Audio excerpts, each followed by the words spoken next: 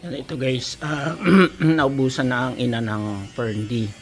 So wala daw siyang pambili sa akin. Wala daw siyang pangbayad. Ay di gagawin ko ay ibibigay ko na lang huto sa kanya. Kasi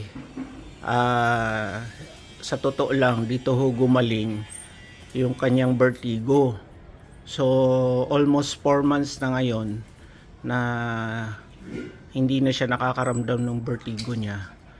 Kasi dati nung April ay nangyari 3 beses namin siya dinadala sa ospital sa loob ng 1 linggo dahil nung kanyang vertigo.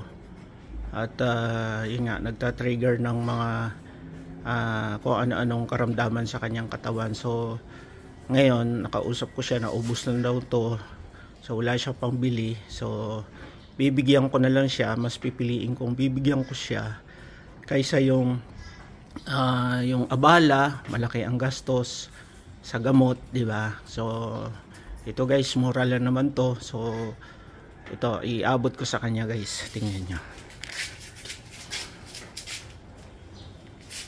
Yan yung Ferndi na yan. Tingnan natin kung anong reaction ng ina. Kung ito ay kasi ayaw daw niya eh, nahiya siya eh. Yan, i-interviewin natin siya ngayon kung ano yung ano niya. Ina, ayan.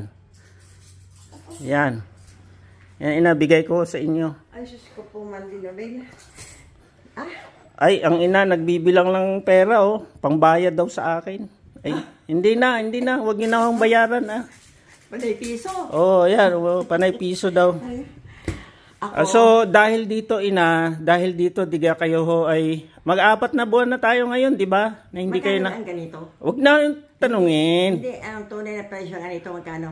Ay 700 wari. Ha? 700. 7. Yung isa na 120 ay 1.3 yon. Sila ni Gayan? Hindi. Nakabidyo kayo. Hindi sila ni kausap mo? Hindi po, kayo po ang kausap ko. Oh, ay aray tanggap eh. Mas maigi pa yung nainom ka niyan. Ali. Oh. Isa pa rin. Oh. Kaysa gagastos tayo ng malaki sa ospital. Diga. Ay, sus, pag ganoon ko po, ay saya mo, mahaba-haba pa ako. Ay, huwag na. Ay, mahirap naman yung madawi pa akong nakukuha sa iyong walang bayan. Yain na. Importante kayo gumaling. Marami pa. Yan ho, ang ina guys, ay matagal na hong nakakatuwa ho, ay yan ay talagang nakaramdam siya ng ayos po diyan sa produktong yan. Kaya kayo po, subukan nyo na. Ina, anong masasabi nyo sa ating mga viewers po diyan? Parang ako hinangal eh. Ay, di maganda. Maganda. Nararamdaman ko para talaga may inilakas yung katawan ko. Yun. Pero talagang ako may sakit na dati. Ay, syempre, andun na yun. Ay, ngayon, ang pinagtataka ko ay parang ako'y nakakagawa ngayon. Nakita mo, bahay, nakakapag-ibis ako. Yan, yung bahay. Kaluang ng imisin ng ina. Yan. Nakakapagluto ako. Nakakapagluto siya, yan. Sa umaga, nakakapagwalis ang buong harapan. Yan. Ay, di yan dati, hindi ko magawa yan. At ako'y mahina. Ay, tapos, ngayon, ako iniisip ko. Healthy diet ho ang ina. Parang ako nga ngayon nagagawa ko yan. Ako ngayon, naglalaba na dito sa washing machine. Yun. Kang aking damit. Hindi na ako nagpapanondre. Ay, di ganyan napakalaking katulungan na.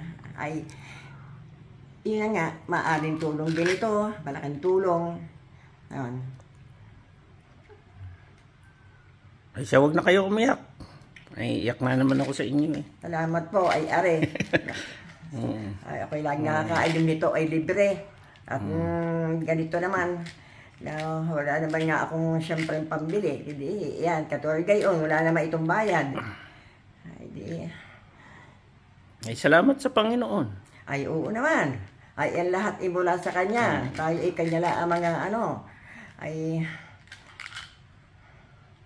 wala na akong maraming pamasabi. Basta ang akin ay salamat. Okay, God bless. At hanawa at laging patuloy na ang kato'y lumakas pa na lumakas. Amen. At siya kong hinahangal at may magawa pa akong tulong sa lahat. Amen. Okay. Sige na, salamat. Bye-bye. Salamat po. Salamat.